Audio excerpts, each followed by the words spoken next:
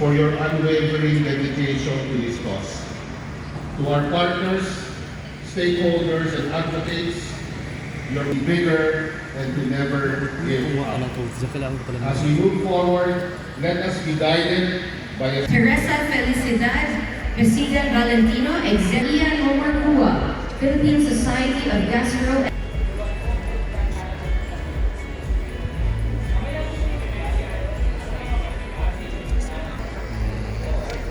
Actually naman.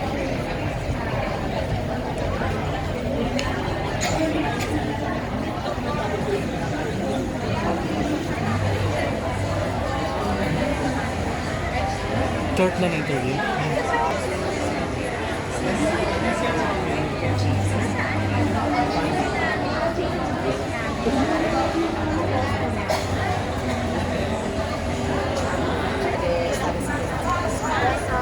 Bakit sa logistika natin, tumataas pa rin talaga ng mga ingredients sa atin. Mga abot na sa 6,000.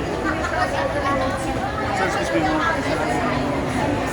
Sir, paano po yung lahanan?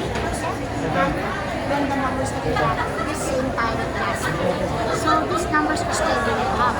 Our projections are dati lang ng dengue patients natin hanggang April. Tingin natin by April magpa-plateau na at saka palang bababa. Pero based on statistical projections, pataas pa rin itong buwan ng March. After the declaration of the outbreak status in Quezon City, nakita niyo po ba na medyo nag-slow down or talagang alarming rate pa rin yung nangyay? Actually, mas tumaas pa. But I find that something positive because that for me, that means na yung awareness ng mga tao led them to seek help here.